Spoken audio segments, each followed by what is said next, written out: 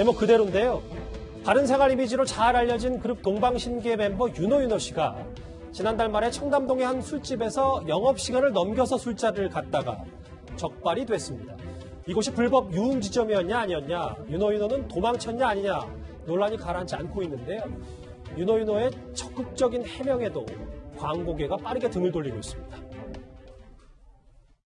저는 사람이 길이 만들어질 때 그냥 안 만들어진다 생각하거든요. 밟은 흙이 흔적이 되고 굳어진 다음에 길이 보인다고 생각을 해요. 그렇기 때문에 첫 단추가 되게 힘들고 두려운 일이 많으실 텐데 멈추지 말고 걸어나가셨으면 좋겠습니다. 지난주 금요일인가에 MBC를 통해서 알려진 보도인데, 안지용 기자, 일단 윤호 씨 SM은 그 부적절한 그 불법 유흥주점 방문한 것도 처음이고 여종업원과 동석하거나 도주 시도한 사실이 없다, 이렇게 확실히 선은 긋고 있습니다. 네, 일단 이 방역 수칙을 어긴 거에 대해서는요, 이 불법적인 행위는 사실이라고 인정을 했고요. 나머지는 중요한 게 그겁니다. 그곳에 이 불법 유흥주점에 왜 갔을까? 그거에 대해서는 친구가 오라는 장소로 갔을 뿐이라고 얘기했고요. 여자 종업원이 동석한 사실도 없고, 그리고 도주를 시도한 사실도 없다라고 선을 긋고 있는데, 그럼에도 불구하고 광고계에서는요, 윤호를 계속 지워나가고 있습니다. 그 이유는 뭐냐면, 광고는 결국 이미지입니다. 윤호가 갖고 있던 긍정적인 이미지를 그 제품에 대입을 시키고 싶었던 건데, 이번 사태로 인해서 그 이미지가 훼손됐다는 거죠. 그래서 결국 광고 모델로서 더 이상 적합하지 않다고 판단을 하고 있는 겁니다. 그러니까 안 기자 얘기는 실제로 윤호 씨의 해명처럼 종업원과 동석하거나 도주 시도한 사실은 없다고 하더라도 불법 유흥지점을 간 사실은 사실이기 때문에 이게 지금 뭔가 광고계가 거리두기를 한다, 뭐 이렇게 보면 되는 겁니까? 1차적으로는요, 방역 수칙을 어긴 거는 불법 행위를 한 게 맞습니다. 그 다음에는 이제 도덕적인 부분인데, 이 유흥주점에 갔다는 건 사실 자체가 불법적이거나 처벌을 받을 내용은 아니겠죠. 게다가 본인이 일부러 의도한 것도 아니고, 그리고 친구가 부른 자리로 갔을 뿐이라고 얘기를 한 거죠. 근데 결국 이 부분에 대해서는 도덕적인 면에서 책임질 만한 일을 하지 않았다는 것을 주장을 하고 싶은 부분인데, 중요한 거는 이미 방역 수칙을 어긴 불법적인 요소가 있기 때문에 대중이 그 얘기를 고지고대로 믿지는 않는다는 거죠. 근데 지금 사실 논란은 또 다른 논란을 생산한다라는 얘기도 있는데, 지금 윤호 씨가 일부 보도를 보니까 가족이 160억대 건물주다.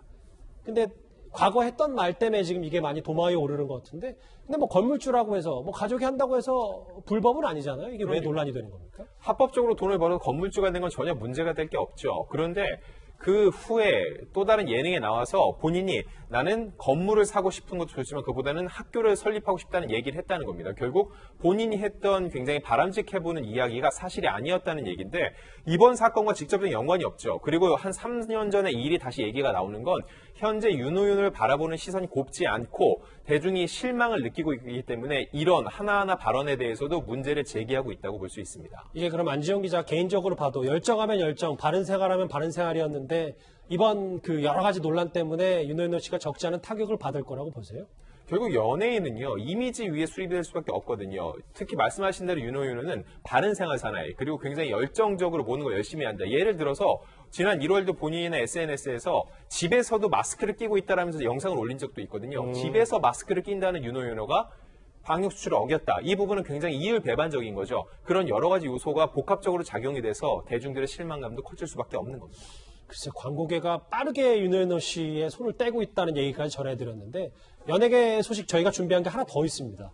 또 하나 눈에 띄는 얘기 하나, 정말 오랜만인데요. 배우 박상아 씨가 한 언론에 포착이 되면서 근황을 전했습니다. 이 자리가 어떤 자리입니까, 안 기자?